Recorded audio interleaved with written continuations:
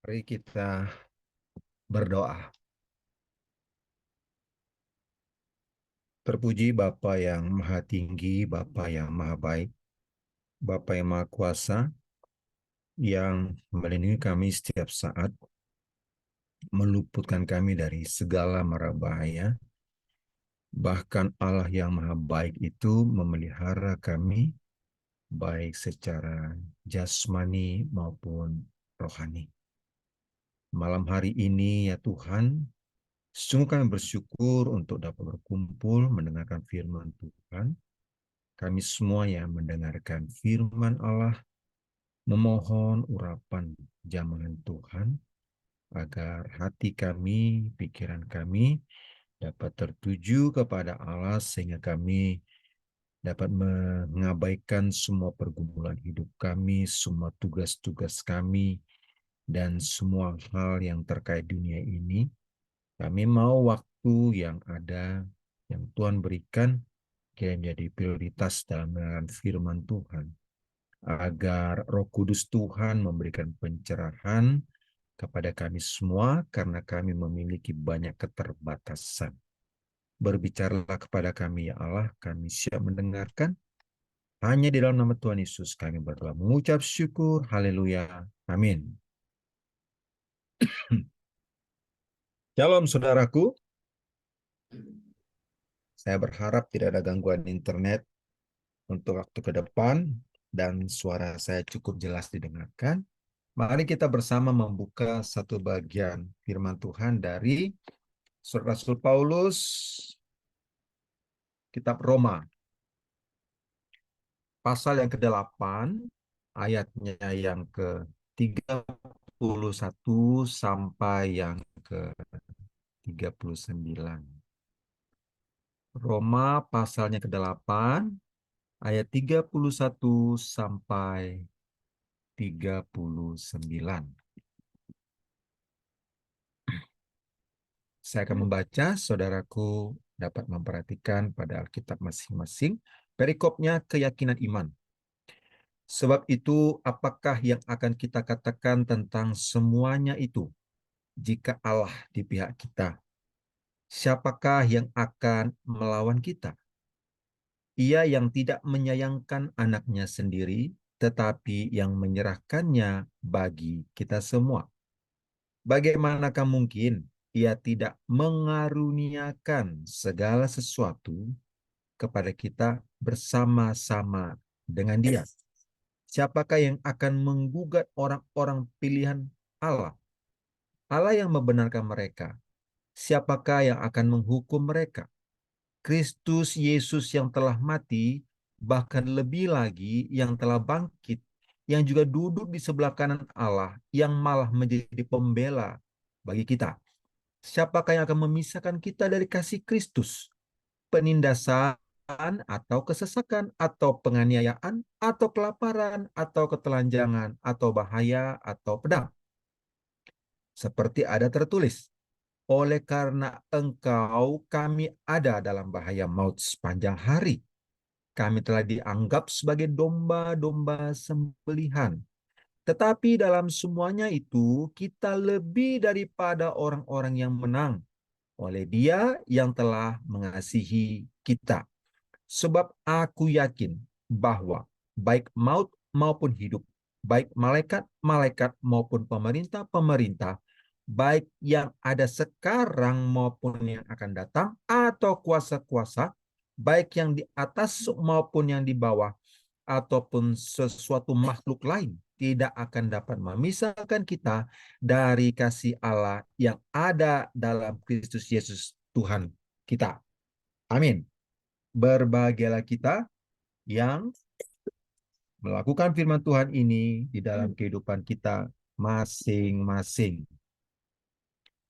Saudaraku yang Tuhan Yesus kasihi, hari ini temanya adalah keyakinan iman kepada Allah. Berbicara mengenai iman, sungguh tidak bisa dipahami secara sederhana karena tidak kelihatan, bukan? Tetapi iman itu menariknya adalah tidak kelihatan, namun dia dapat dibuktikan. Hanya orang-orang yang percaya kepada Tuhan Yesus saja yang bisa mengerti pembicaraan atau pembahasan tentang iman. Artinya, orang yang tidak percaya kepada Tuhan Yesus, ketika disinggung tentang iman, maka dia akan berkata, apa itu? Apa itu? Tulalit, tulalit, tulalit, dan seterusnya. Nah, nats yang kita baru baca tadi adalah nats surat dari Rasul Paulus kepada jemaatnya di Roma.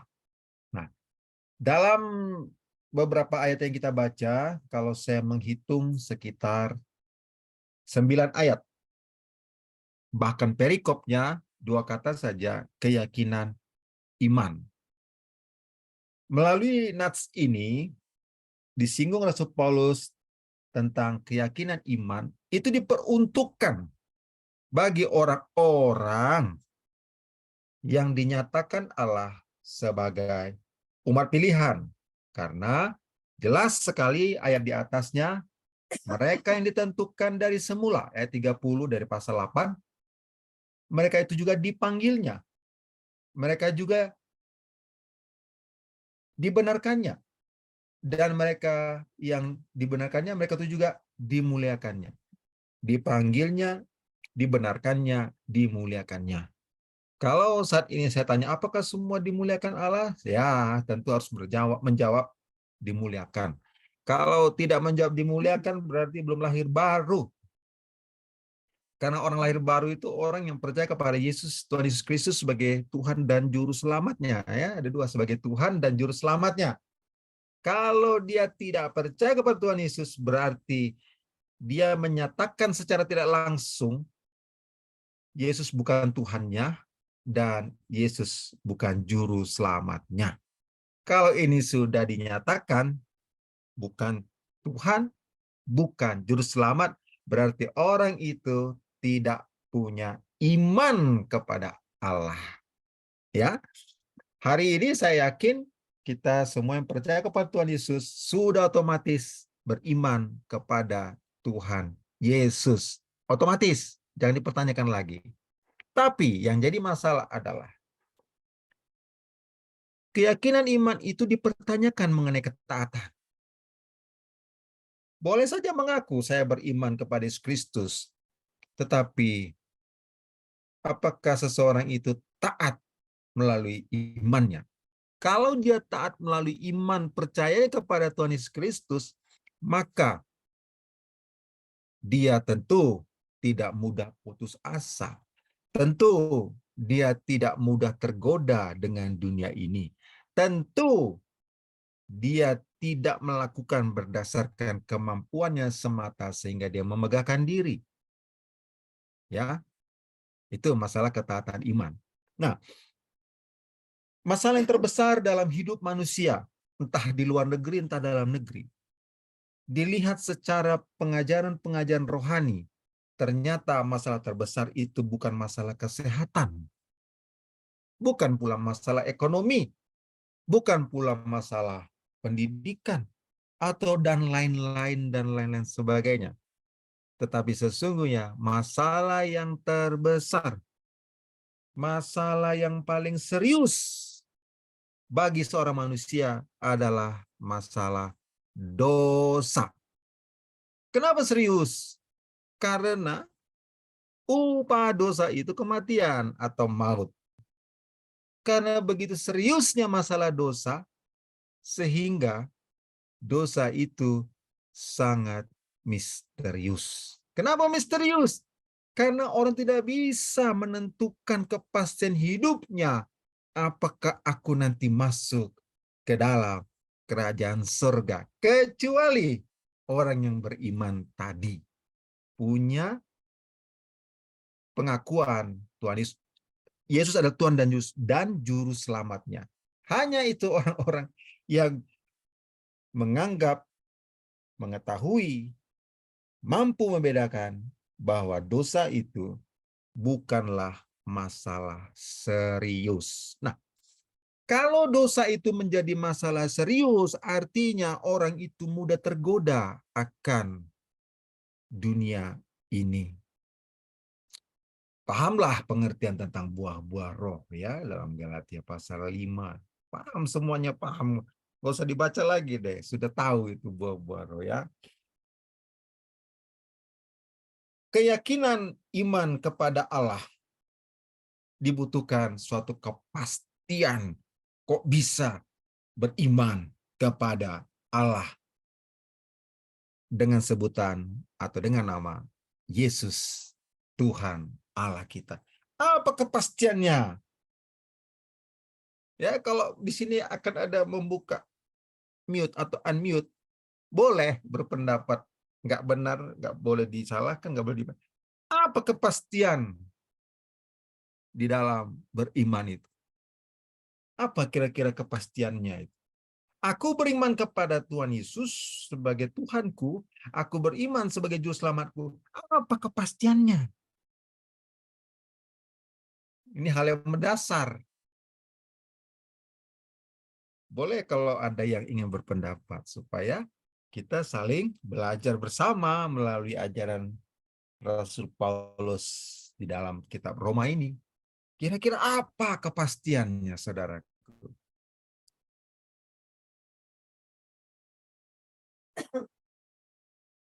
Ya, kalau nggak ada baik. Saya masuk dulu ke dalam suatu kesaksian. Bukan saya mengalami, tetapi saya melihat karya Tuhan. Sehingga saya boleh menyampaikan, mau juga menyatakan secara langsung bahwa beriman kepada Allah itu ada kepastian, yaitu kemenangan. Kan udah dibilang tadi di sini, dipanggil, dibenarkan, dimuliakan. Nah, ambil contoh nih, nggak usah jauh-jauh juga. Saya hanya membanggakan Tuhan Yesus dalam berkarya di hidup ini. Adalah seorang anak, ya namanya Moreno.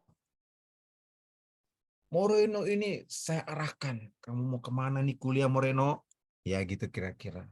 Kalau kamu main game terus, apa bisa ketemu masa depanmu? Kira-kira begitu ya. Di samping saya berkata seperti itu, saya berdoa juga buat Moreno. Tuhan nih gimana nih anak ini?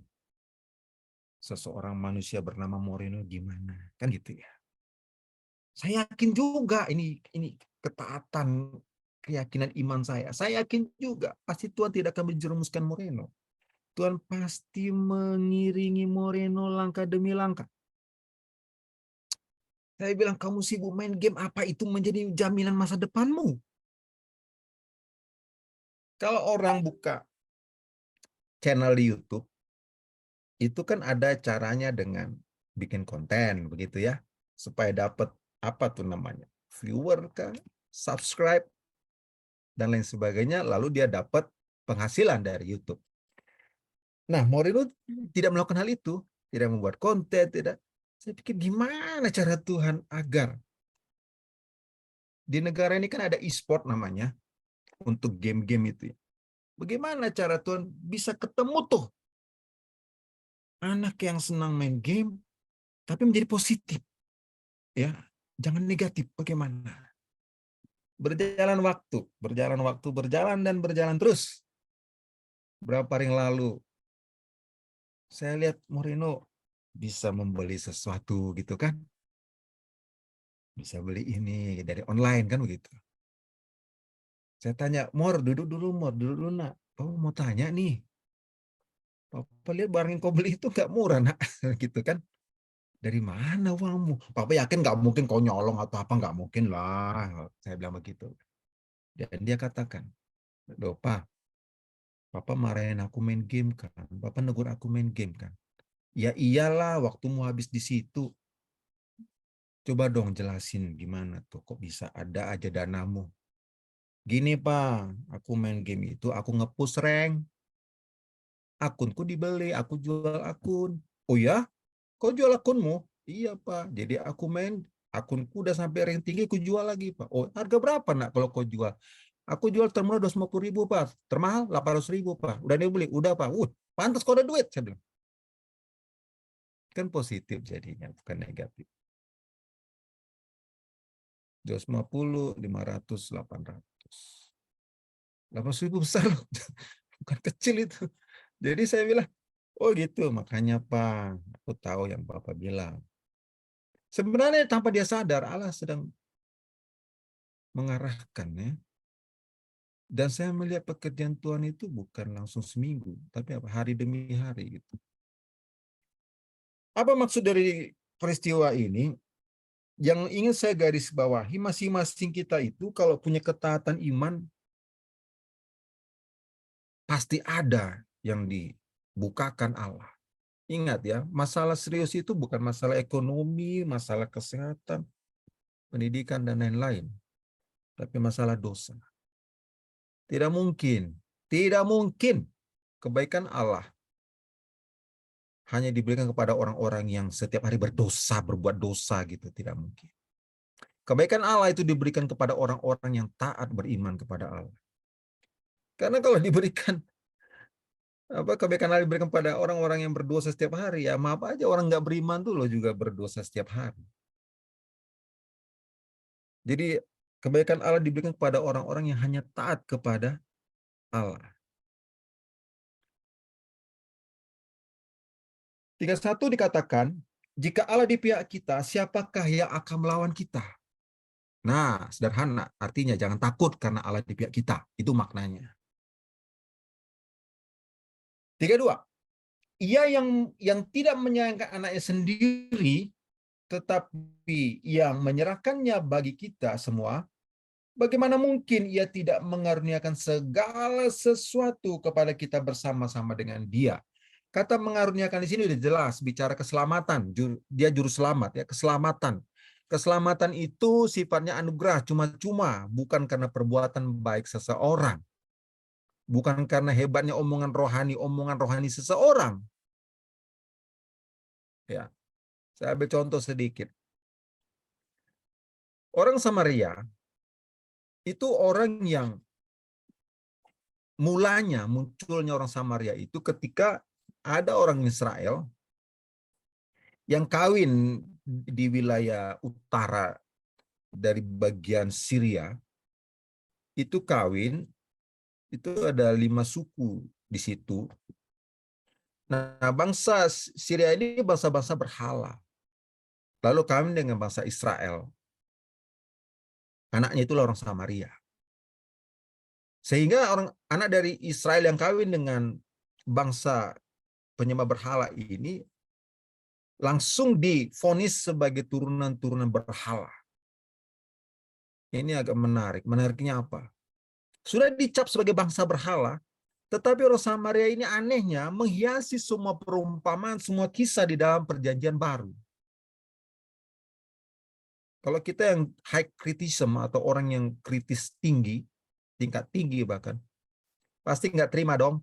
Kenapa perjanjian baru itu banyak diambil contoh orang Samaria? Itu kan orang-orang bangsa berhala ketika itu nenek moyang mereka.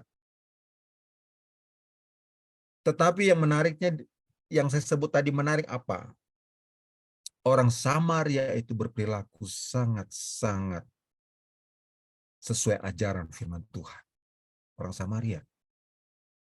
Ketika Yesus meminta air dari perigi dengan wanita Samaria.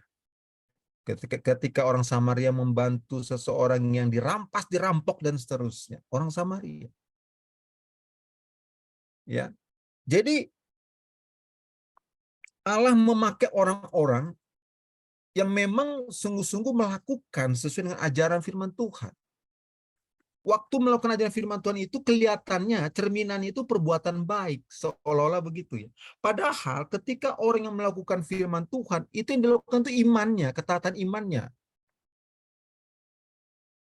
Nah, fokus perhatian orang yang di luar dirinya itu bukan iman seseorang, tetapi yang dilihat itu perbuatannya seseorang. Udah beda sudut pandang. Si pelaku firman itu melakukan firman Tuhan, tetapi orang lain melihat itu perbuatannya. Mana lebih kuat kualitas di sini? Tentu kualitas yang lebih kuat adalah si pelaku firman itu. Dia akan seperti efek domino. Beruntun, beruntun, beruntun. Hal-hal positif karena melakukan firman Tuhan. Jadi nggak berlebihan kalau Abraham diberkati sampai anak cucu. Adam, dan seterusnya. Ya, jangan salah ya. Kita menjadi pelaku firman, melakukan firman Tuhan, itu karena punya iman kepada Allah. Sehingga aku takut Tuhan, gitu ya. Disitulah maka ayat 32 dikatakan, ia Allah tidak menyayangkan anaknya sendiri. Percuma nih, saya karuniakan seorang anak bernama Yesus itu untuk menyelamatkan semua orang. Percuma. Tidak begitu. Makanya tidak menyayangkan. Apa itu? Ketika Yesus datang ke dunia ini untuk menyelamatkan orang berdosa, itu tidak akan menjadi sia-sia. Buktinya apa? Kita menjadi turunan yang dipanggil, yang dibenarkan, yang dimuliakan. Ayat 30 dia. Turunan yang dipanggil dan dimuliakan karena Yesus datang. Kalau Yesus datang lalu tidak ada orang yang menjadi dipanggil, nonsens, tidak ada semua itu. Yang enggak juga, faktanya ada dan banyak. Bahkan banyak sekarang orang beralih ketika melihat karya Yesus bagi dirinya, lalu dia menerima Yesus sebagai Tuhan dan Juru Selamatnya. Tidak menyayangkan, artinya menyayangkan, tidak percuma, tidak sia-sia. Allah menjadi manusia dengan nama Yesus. Jangan dikritik-kritik itu loh. Orang nggak percaya itu. Nah, ketika kita mengatakan bahwa masalah serius dalam hidup ini adalah masalah dosa, sehingga misterius, kan hidup di dunia ini. Tekanan dalam bentuk apa? Godaan. By godaan. Godaan demi godaan. Menjadi godaan. Menjadi godaan semua, dan itu menjadi tekanan yang luar biasa. Ya, tekanan itu menjadi sesak di hati, depresi, dan menangis. Tangisan tekanan. Pengertian baru lagi. Tangisan tekanan. Pada tekanan itu menurutnya berat karena perbuatannya sendiri yang memelihara dosa dalam hidupnya itu. Dia tertekan karena perbuatan sendiri yang ada di dalam hidupnya sendiri. Dosa dia pelihara sehingga bertumbuh dan berkembang. Dia tertekan. Godaan dunia. Coba dibalik. Tolong dong, aku digoda oleh firman Tuhan. Mampu nggak aku digoda oleh firman Tuhan? Mampu nggak? Kenapa dunia bisa menggoda diriku, tapi firman Tuhan nggak bisa menggoda aku? Kenapa? Karena godaan dunia itu enak dirasakan, enak dinikmati. Tapi kalau godaan firman Allah, saya jamin, nggak enak. Nggak enak, udah nggak usah dicoba, nggak enak. Kenapa? Kenapa nggak enak? Karena penderitaan isinya. Penderitaan. Kenapa menjadi berisi penderitaan? Karena bertentangan langit dan bumi antara keinginan dagingku dengan keinginan Roh Kudus. Jauh perbedaan itu. Iya kan? Jadi misterius dia dosa itu. Mari kita buka sebentar di dalam Yakobus. Yakobus pasal yang pertama ayat 14 dan 15. Ya, perhatikan ya. Tetapi tiap-tiap orang dicobai oleh keinginannya sendiri, saudaraku. Karena ia diseret dan dipikat olehnya. Dia sendiri. 15. Dan apabila keinginannya itu telah dibuahi, gitu ya, ia melahirkan dosa. Dan apabila dosa itu sudah matang, ia melahirkan maut, mati. Saya mau sampaikan orang-orang yang dulunya belum tergoda oleh dunia ini yang lebih dahsyat. Sekarang dia tergoda oleh dunia dan terikat, terpikat, di sini nggak bisa lepas. Kasihan. Kasihan deh lu.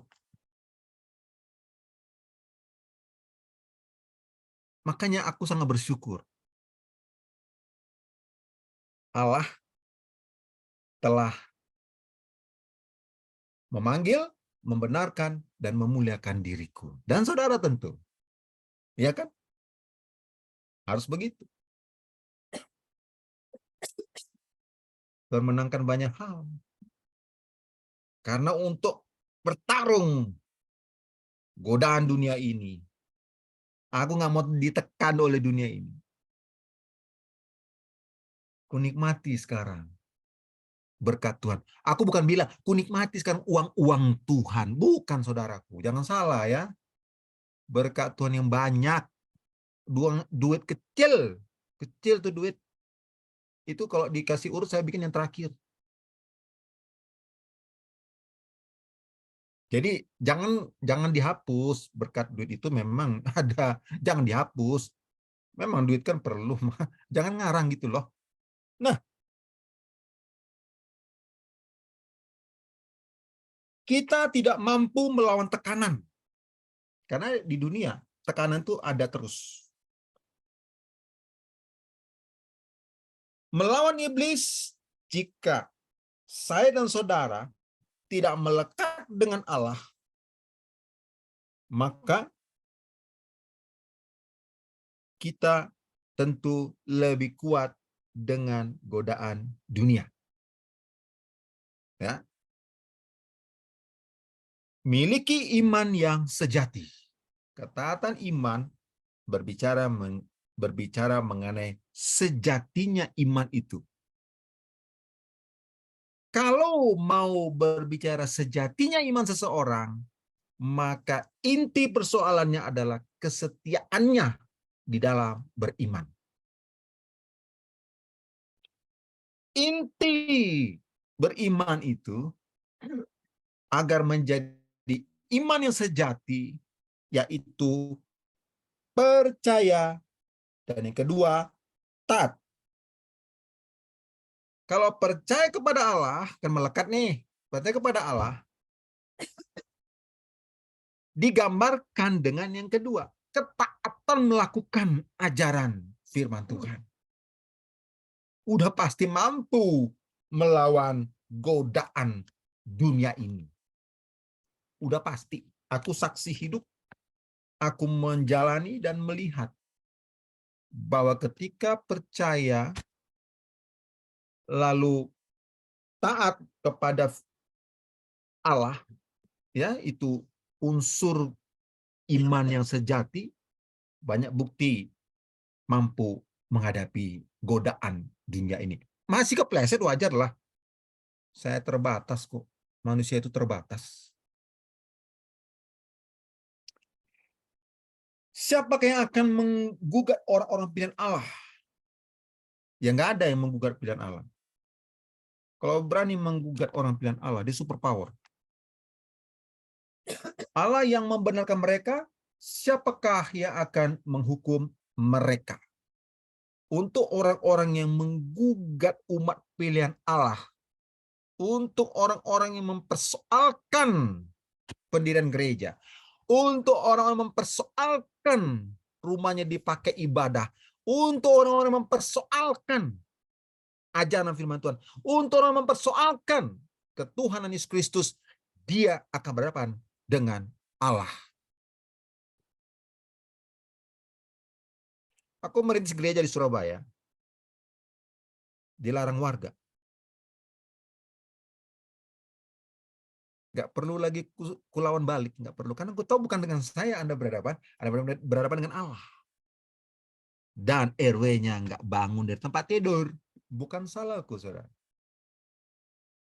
Siapa yang menggugat orang-orang yang sudah dipilih Allah, yang sudah dibenarkan oleh Allah, yang dimuliakan oleh Allah, dia melawan atau berhadapan dengan Allah.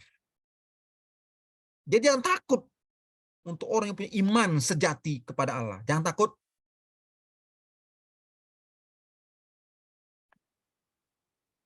Ikrarnya di sini ayat 34. Kristus Yesus yang telah mati, telah ya, berarti sudah melakukan. Bahkan lebih lagi, apa lebihnya apa? Kebangkitan. Yang telah bangkit, lebih lagi yang juga duduk di sebelah kanan Allah. Saudara, jangan istilah kanan lalu kiri gitu kan, tangan kanan, tangan kiri, bukan. Istilah kanan ini adalah perumpamaan kata-kata yang diberikan yang dimaknai dengan hal tertinggi. Sebelah kanan. Konsep kita sebelah itu ya jajar gitu ya, jajar. Jadi bersebelahan kayak dulu di bioskop. Bukan begitu. Tapi ini makna bukan masalah kesejajaran kalian bilang di sebelah kanan Allah, bukan. Tapi kata sebelah kanan Allah diartikan dimaknai tempat tertinggi. Bahkan lebih dari mahkota-mahkota itu. Tertinggi, maha tinggi. Yang malah menjadi pembela kita itu ayat 34 ya. Ada anak kalimat yang malah menjadi pembela bagi kita, apa artinya? Itu menyinggung kedatangannya kedua kali. Ketika dia akan menghakimi, maka orang yang punya iman sejati kepadanya bersama dengan Yesus menghakimi orang-orang yang amburadul itu. Ya, yang semrawut di dunia masa hidupnya. Ini penting. Kesemrawutan itu ternyata bukan dilihat dari perbuatannya semata, saudaraku. Karena bicara keselamatan bukan bicara perbuatan. Oleh sebab itu, orang-orang yang di center, yang diterang, menjadi perhatian fokus di sini adalah orang-orang yang bukan dilihat dari perbuatannya. Bukan. Pahamin itu, pahami sungguh-sungguh, bukan dari perbuatannya. Tapi perbuatan dia kepada Allah apa gitu, saudara? Apa yang dia perbuat untuk Allah? Karena Allah terlebih dahulu berbuat bagi dirinya. Itu yang diperhatikan. Jadi kalau perbuatannya nampaknya baik, nggak laku. Maaf aja, kupingku ini udah tebal dengar orang-orang percaya kepada Yesus atau orang Kristen itu ngomongnya rohani, rohani, rohani, rohani, rohani.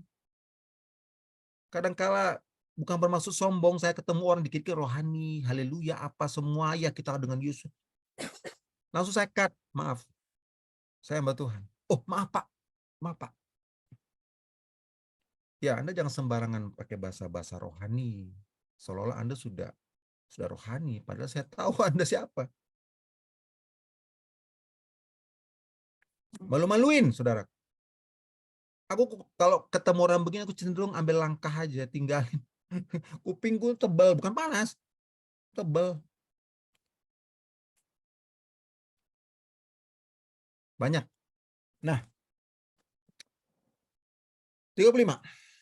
Siapakah yang akan memisahkan kita dari kasih Kristus? Ya nggak ada. Nggak ada yang bisa. Kasih Kristus itu sifatnya anugerah juga. Siapa yang mau ngambil? Siapa yang mau nagih? Debt collector? Nggak bisa. Kasih Kristus gratis bagi saya dan saudara. Penindasan itu kesesaran atau penganiayaan atau kelaparan atau ketelanjangan atau bahaya atau pedang. Ini jawabnya. Oleh karena Allah, kami ada dalam bahaya maut sepanjang hari yang tadi ku bilang. Kenapa orang lebih suka menerima godaan dunia daripada godaan Alkitab kepada dirinya? Karena kalau Alkitab menggoda, isinya itu bahaya maut sepanjang hari. Artinya, oleh karena engkau, kami ada dalam bahaya maut sepanjang hari. Kami telah dianggap sebagai domba-domba sembelihan. Apa domba sembelihan? Pengorbanan. Domba sembelihan itu apa? Orang-orang seolah-olah kena nggak enaknya tok gitu, kena nggak enaknya aja. Ya kalau itu yang disuguhkan oleh kita buat diri saya nggak tergoda. Tapi kalau dunia menggoda saya dengan sekian uang banyak, kalau kamu mau eh, mengingkari sebagai anak Tuhan, kamu dapat sekian miliar. Ya mau lah orang. Benar nggak? Benar nggak itu? Oh, real. Ini kita ngomong real ya, realistis ya. Yang pasti aku bukan sedang jual obat malam hari ini. Realistis, fakta yang terbukti, terbuka gitu ya. Ya kan nggak tergoda orang kalau ajaran Alkitab itu ternyata kami jadi terancam. Nggak ada yang mau. Siapa di sini yang mau terancam? Nggak ada yang mau. Maksudnya dunia mengancam karena percaya kepada Yesus. Jadi 37 digenapi, tetapi dalam semuanya itu kita lebih daripada orang-orang yang menang. Ya kalimatnya perhatikannya. Lebih daripada, ya, semuanya itu kita lebih daripada orang-orang yang menang oleh Dia yang telah mengasihi kita. Ini lagi masalah anugerah, masalah kasih Kristus. Kita lebih dari pemenang. Makanya jaga-jaga hati, jaga-jaga pikiran, jangan sok-sok rohani kalau perbuatan juga nampaknya hampir semuanya nggak rohani.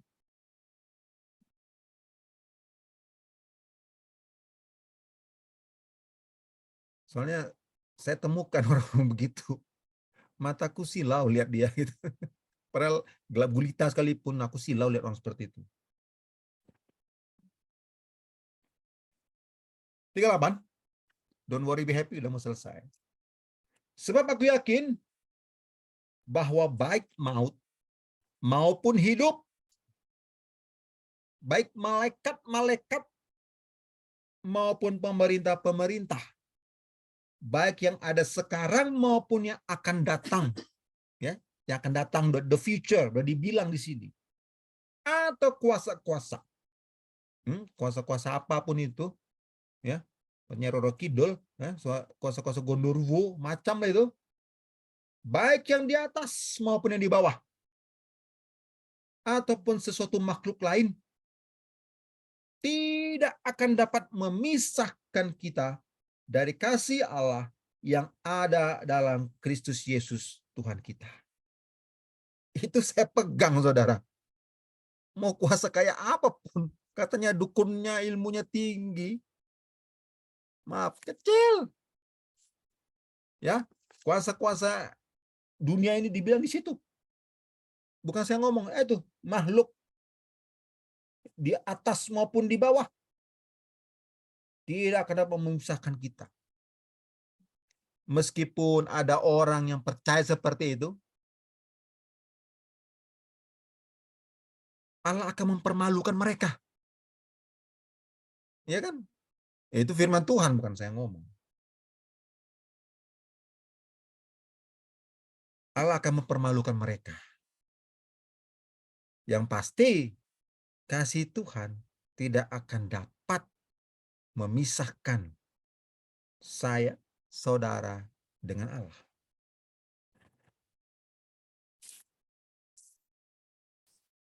Keyakinan iman kepada Allah menjadikan kita mendapat tempat di kerajaan Allah. Amin ya, benar ya. Ah,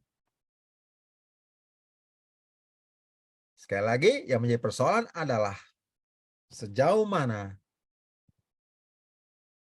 unsur keyakinan iman itu memiliki unsur yang sesuai dengan permintaan Allah. Tadi adalah percaya dan unsur ketaatan. Kedua ini akan dibombardir oleh godaan dunia. Percaya dan taat ya kepada Allah itu akan dibombardir oleh dunia agar percayamu berkurang. Berkurang terus sampai mengalami keraguan-raguan. Kenal kepada orang gak seiman, lu goyang. Lalu dadah Bapak, aku beralih. Itu percaya. Lalu ketaatan. Dibombardir oleh godaan dunia ini, berkurang ketaatannya. Dibombardir lagi, berkurang lagi ketaatan. Sampai ke titik keraguan-raguan, pada akhirnya saudara memilih ayat terakhir tadi, ada kuasa-kuasa, makhluk-makhluk jalan pintas. Ada yang bilang kalau jalan pintas enak Pak, lebih cepat jawabnya. Kalau minta kepada Allah lama banget jawabnya, keburu miskin. Waktu saya terima kalimat saya jawab, saudara ketika miskin mati nggak? Itu aja. Ya saya miskin Pak. Iya, mati nggak? Hidup Pak. Berapa harga kehidupan? Berapa? Ya nggak bisa dihargai Pak. Loh, kalau nggak bisa dihargai, Anda hidup atau mati? Hidup Pak. Berarti hidupmu berharga nggak? Ya berharga Pak. Kenapa kau bilang kau miskin? Semestinya kau kaya. Cuma nggak kau lihat apa karya Tuhan bagi hidupmu. Engkau mengklaim miskin karena engkau tidak tahu apa yang Allah perbuat dalam hidupmu. Sama seperti orang yang ada di Bukit Golgota bersama Yesus. Sama seperti orang Romawi yang menganiaya Yesus sampai kayu salib. Apa kata Yesus? Ampuni mereka karena mereka nggak tahu apa yang diperbuat. Sama seperti orang merasa miskin. Nggak tahu dia karya Allah kepada dia sudah banyak. Dan merasa miskin. Kasihan. Saudara yang terkasih dalam nama Tuhan Yesus Kristus. Pegang firman Tuhan ini. Karena bicara mengenai keyakinan iman, ternyata Allah mampu mengukur iman kita masing-masing. Manusia tidak mampu mengukur imannya. Tetapi Allah yang Maha Tahu mampu menembus sum-sum tulang kita. Oleh sebab itu, tingkatkan keyakinan iman kepada Allah sampai ke tiada batas. Sesuai dengan status Allah sebagai Tuhan kita, pribadi, juru selamat kita. Yang kita sebut Alfa dan Omega itu adalah Allah yang kekal. Allah yang tiada batas. Karena dia yang punya segala-galanya. Dia menciptakan segala-galanya. Siapakah kita? Kita hanya umatnya. Dipilih atau tidak? Tentu hanya dijawab secara pribadi masing-masing kita kepada Allah. Terpuji nama Tuhan. Mari kita berdoa. Bapa yang maha baik, Bapa yang maha kekal, firman Tuhan telah ditaburkan. Kami yakin dan percaya Roh Kudus Tuhan akan menguatkan kami dengan iman yang kami miliki. Tuhan, ajari kami untuk kuat dalam percaya kepada Allah sebagai Tuhan dan Juru Selamat kami. Dan ajaran kami menjadi lebih taat kepada Allah terhadap firman Tuhan yang mengajarkan kami. Kami taat melakukan firman Tuhan agar kami menjadi pelaku firman Tuhan. Karena masa kekekalan itu adalah masa yang Allah miliki. Sehingga kami yang dipilih, dibenarkan, dimuliakan menjadi umat yang bersama-sama dengan Allah berada di kerajaan surga, yaitu kerajaan kekal. Terima kasih ya Tuhan. Mampukan kami membedakan godaan-godaan dunia ini. Mampu kami menghalau, mencegah godaan-godaan dunia ini.